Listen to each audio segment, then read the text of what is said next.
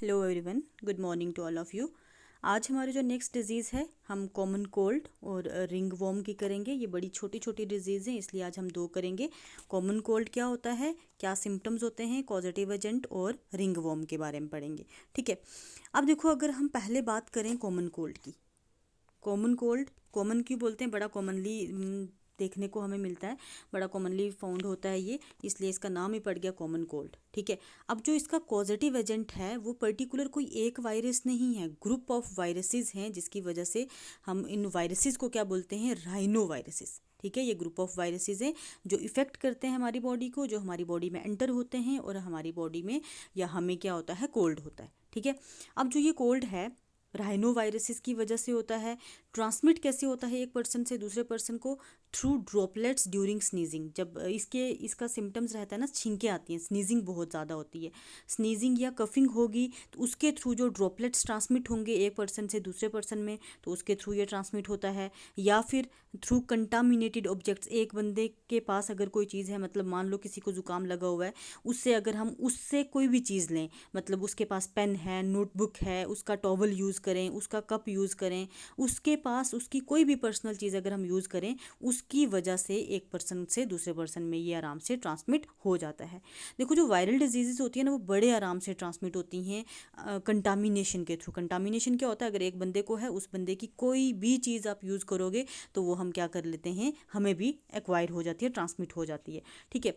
अब जैसे ये कोल्ड है ना, पहले ना जब एड्स स्टार्टिंग में आया तो एड्स को भी लोग इसी तरह समझते थे कि हैंडशेक से एक्सचेंज हो जाता है, हैंकी चेंज करें तो एड्स एक पर्सन से दूसरे में हो जाता है। बट एड्स जो है वो एक अलग डिजीज़ है। ठीक है। वो इस तरह से ट्रांसमिट नहीं होती, वो हम अलग से करेंगे, डिटेल करेंगे उसकी।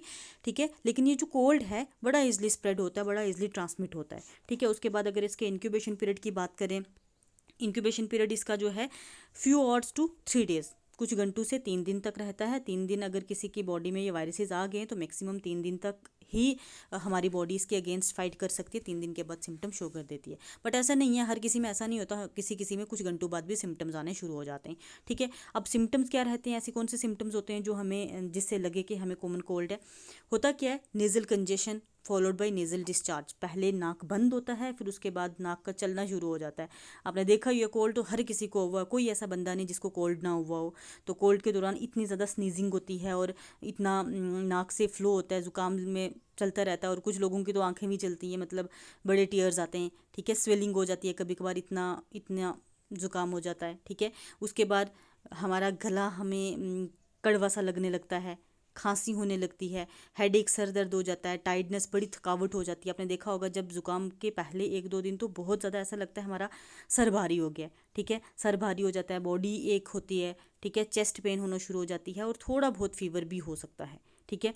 हमें मतलब आवाज़ भी चेंज हो जाती है, इवन की आवाज़ जो है वो नॉर्मल से थोड़ी सारी भारी हो जाती है। ठीक है। ये सारे कोल्ड के सिम्टम्स रहते हैं। अगर इनके प्रिवेंशन और ट्रीटमेंट की बात करें, प्रिवेंटिव मेजर्स में क्या होता है कि हमने क्राउडेड कंडीशन को अवॉइड करना होता है। क्राउडेड कंडीशन में अगर हम जाएंगे, किसी एक बंदे को कोल्ड होगा, वो स्नीजिंग करेगा, उस स्नीजिंग से वो सारे लोगों में स्प्रेड हो सकता है। उसके अलावा मास्क यूज़ करना चाहिए।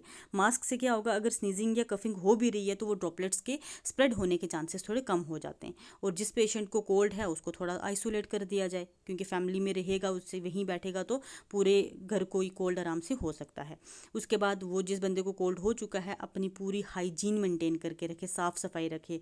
ठीक है। अपने जो भी चीज़ें हैं उनको दूसरों से शेयर ना करे। ठीक है। यही है कुछ एक प्रिवेंटिव मेजर्स होते हैं। उसके बाद डीकोल टोटल इसकी टेबलेट दी जाती है, या सिट्राजिन वगैरह मोस्टली प्रेफर की जाती हैं। ठीक है। लेकिन यह है कि कोल्ड अगर किसी को हो जाता है तो अप्रॉक्सीमेटली 3-4 दिन तो वो कहीं नहीं जाने वाला। 3-4 दिन से पहले चाहे आप टेबलेट खाओ, जो मर्जी करो, 3-4 दिन वो हर किसी को रहता है। कभी कभी किसी को एक्सीड भी कर जाता है, लेकिन मोस्ट ऑफ द टाइम 3-4 दिन तो किसी को आराम आता ही नहीं है। ठीक है। आहिस्ता आहिस्ता इसका डिक्लाइनिंग फेज़ आ जाता है।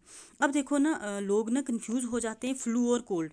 कोल्ड और फ्लू के थोड़े सेम ही सिम्टम्स रहते हैं। एक्चुअल में होता क्या है, फ्लू को हम कोल्ड के साथ ही पढ़ते हैं। फ्लू जो है वो क्रोनिक कंडीशन में है, कोल्ड जो है वो उतना ज़्यादा हमें क्रिटिकल नहीं रहता, कोल्ड आराम से ठीक हो जाता है, कोई इसके एडवर्स इफेक्ट्स नहीं होते। लेकिन फ्लू के एडवर्स इफेक्ट होते हैं। फ्लू जो है लॉन्ग लास्टिंग होता है और इसमें बंदे को वीकनेस बहुत हो जाती है। कोल्ड में उतनी वीकनेस नहीं होती, फ्लू में वीकनेस हो जाती है, स्नीजिंग और कफिंग कंटिन्यू रहती है, फीवर हो जाता है, फटीग मतलब थकावट हो जाती है, मसल्स जो हैं प्रॉपरली काम नहीं करते, ठीक है। बाकी और जो है कोल्ड के ही सिम्टम्स रहते हैं, ठीक है। तो कोल्ड से एक्स्ट्रा क्या है, फीवर हो जाएगा, ठंड लगेगी, मसल फटीग हो जाएगा, ठीक है। देन उसके बाद कफ वगैरह ये सारे सिम्टम्स रहते हैं। और अगर हम दोनों को कंपेयर करें, कोल्ड जो है उतना ज़्यादा हार्मफुल नहीं है, फ्लू थोड़ा सा हार्मफुल रहता है, ठीक है।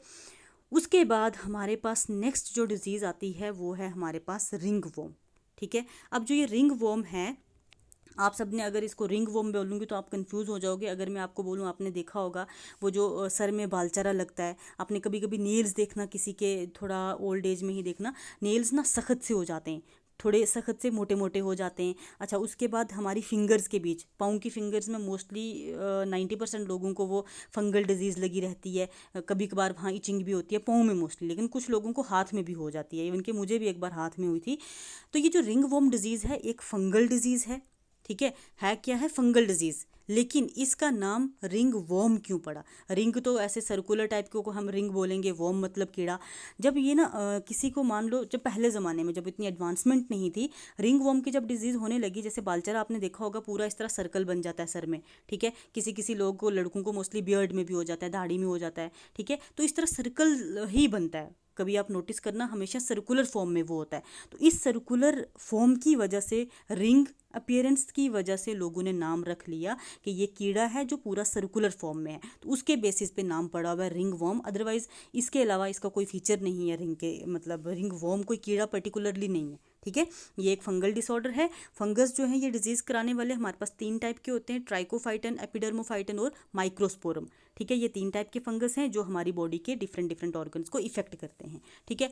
और मोस्टली ये डिजीज़ कैसे एक्वायर होती है? सॉइल से।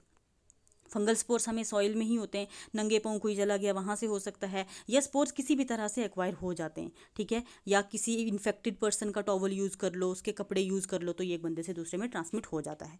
अब जो ये 3 तरह के फंगल 3 स्पीशीज़ है फंगस की, ट्राइकोफाइटन, एपिडर्मोफाइटन और माइक्रोस्पोरम। इनकी अगर हम बात करें, ट्राइकोफाइटन हमारी स्किन को इफेक्ट करता है, हेयर्स को इफेक्ट करता है और नील को, मतलब जो वो खारवे बोलते हैं, जो फिंगर्स के बीच खारवे हो जाते हैं उनको, या बालचरा या फिर नेल्स वो सख्त से हो जाते हैं, ये तीनों चीज़ों को इफेक्ट करता है। एपिडर्मोफाइटन सिर्फ स्किन और नेल्स को इफेक्ट करेगा, माइक्रोस्पोरम सिर्फ हेयर और स्किन को इफेक्ट करेगा, नेल्स को इफेक्ट नहीं करेगा, ठीक है। इस तरह से ये डिफरेंट डिफरेंट इसकी स्पीशीज़ हैं जो हमारी बॉडी को इफेक्ट करती हैं। इंक्यूबेशन पीरियड की बात करें तो बहुत वेरिएबल है, मतलब इसका वेरिएशंस बहुत हैं, क्योंकि 3 अलग अलग टाइप की स्पीशीज़ हैं तो इनमें काफ़ी वेरिएशंस देखने को मिलती है। सिम्टम्स की बात करें तो वो स्किन ड्राई हो जाती है, अगर आपने बालचारा देखा होगा कितनी ड्राई सी स्किन हो जाती है, स्केली स्किन हो जाती है, और कभी हमें वहाँ पे खारिश लगती है, और खारिश के बाद कभी कभार फोड़े बन जाते हैं। बालचारा कॉमनली आप देखना उसमें फोड़े बनते हैं, बाकी जो हमें फिंगर्स में खारवा जिसको बोलते हैं वो होता है, उसमें उतने फोड़े नहीं बनते, पर हाँ उसमें भी खारिश होती है, ठीक है। खारिश होती है, पेनफुल कभी कभी रहता है।